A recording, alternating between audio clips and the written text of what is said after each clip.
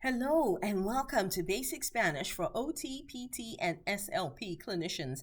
My name is Juanita and I will be your host. I am an occupational therapy assistant as well as the author of this book, Basic Spanish for OT, PT, and SLP clinicians in the acute hospital setting. This book, as well as the ebook, can be purchased on Amazon.com. I will leave a link in the channel or on the channel. In today's video, we will actually step away from the book and we will continue with the rules of language. In today's video, we will look at conjugating the verb tener, conjugating tener, or to have. Well, with that being said, vamos a empezar. One of the things you have heard me say in the past is that the rules of language in English are not the same as the rules of language in Spanish. So one of the frustrating things in learning any language, whether your target language be Spanish or English or Italian or whatever it is that the rules of language are different. So I want to take this time to applaud you. I want to applaud you on just stepping out on this journey, because as adult learners, it can be unfamiliar and it can be uncomfortable to actually learn something new. So I just definitely want to applaud you for taking this time to do this. But as we were talking about the rules of language in Spanish, is three things that I kind of highlight. In Spanish, there's three things that we talk about that are different. Gender. In nouns, there is a heavy use of gender in Spanish. So it's very important after you learn the phonetic sounds and after you learn the names of things, you need to know whether or not that noun is considered masculine or feminine. And it's important to know it's not attached to anything. So it has nothing to do with, well, more men use this and that's why it's masculine, or more women use that and that's why it's feminine. It has nothing to do with that. So as you're learning these words, it's very important to understand to learn what is the gender assigned to that. The second thing, in English or in Spanish, there's a conjugation. There's a verb conjugation that doesn't take place in English. So using the word tener. In English, if I wanted to say, I have two children, I would just say, I have two children. And you have two children would be, you have two children. You see that the word is the same. We have two children. The word is the same. They have two children. The word is the same. It changes a little bit when you say he has two children or she has two children, but generally the word is the same. In Spanish, it's not. So in Spanish, the manner in which you conjugate the verb is how it is understood who you are talking about. So for instance, if I wanted to say I have two children in Spanish, it would be yo tengo dos hijos. Yo tengo dos hijos. But if I wanted to say you have two children, tú tienes dos hijos. Tú tienes dos hijos. Or we run into another rule. If I wanted to say you have two children, but I want to use the formal way of saying that, I can say usted tiene dos hijos. Usted tiene dos hijos. Then, if I wanted to say we have two children, nosotros tenemos dos hijos. Nosotros tenemos dos hijos. And lastly, if I was talking about a plural, if I was talking about a group of people, or if I was talking to more than one person being plural, then I would have to say, ustedes tienen dos hijos. So right there, that's a definite rule that there's in Spanish that is not in English. The last one is the informal and the formal. So I said those are the three things that I think can get you at first, even with basic Spanish. It's the gender, the conjugation of verbs, and the informal and the formal speaking. So with that being said, let's go ahead and look at tener. Tener is to say I have. And when you say I have, you're generally talking about something that you own, something you possess.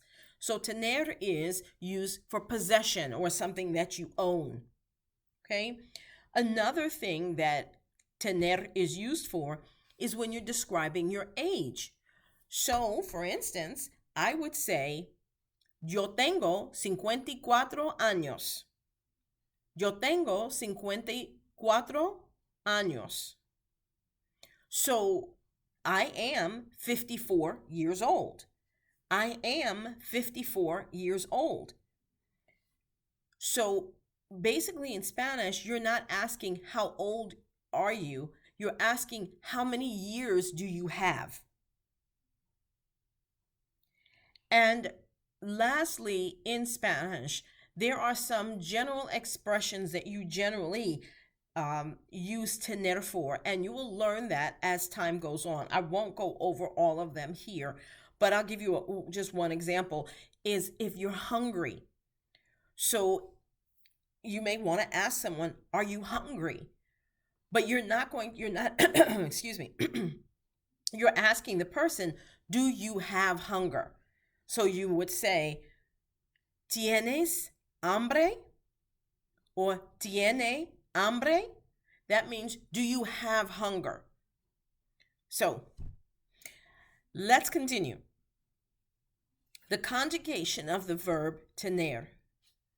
Yo tengo, I have. Tú tienes, you have, but that's a very formal way of saying it, a very informal way of saying it. Él, ella, usted tiene, that is, he, she, or you have, and the you is the formal way of saying it. Nosotros tenemos, we have. And then the last one is the plural. Ellas, ellos, ustedes tienen. So that means he, a group of he's, a group of plural, a group of masculine, a group of feminine, a feminine group, and then as well as a you, meaning more than one. So that would be tienen. But because you do that in Spanish, you don't have to use the yo, the tú, the él, the ella, the usted, the nosotros. You don't have to use that. So instead, you can say, we'll go back to the having two children.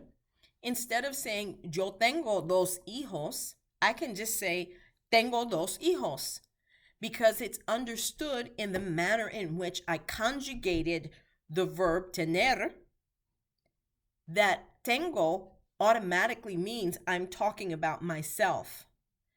The same thing when you say, tú tienes dos hijos. That would automatically be understood that you are talking in a familiar way to you, that you have two children. So you don't have to say, tú tienes dos hijos. It's understood when you said, tienes dos hijos. The same thing with nosotros and ellas y ellos y ustedes. You don't have to say that. So that's a lot to take in. That's a lot to take in.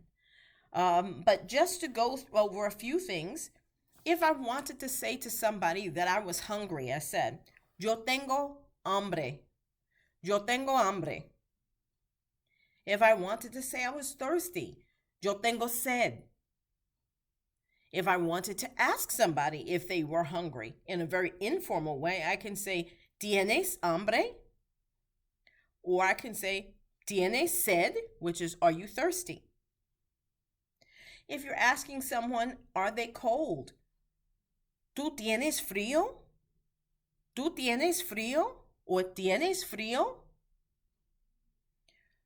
Or if they're hot, ¿Tiene calor? ¿Tiene calor? If you wanted to say, You are hot, meaning the temperature. You can say, yo tengo calor. Yo tengo calor. So there's so many different ways of using tener. But this is a brief video. I wanted to stay at the 10-minute mark or under, or just around the 10-minute. And I see that I'm already here, and it's a lot of information to take in. I hope that these series of videos are helpful.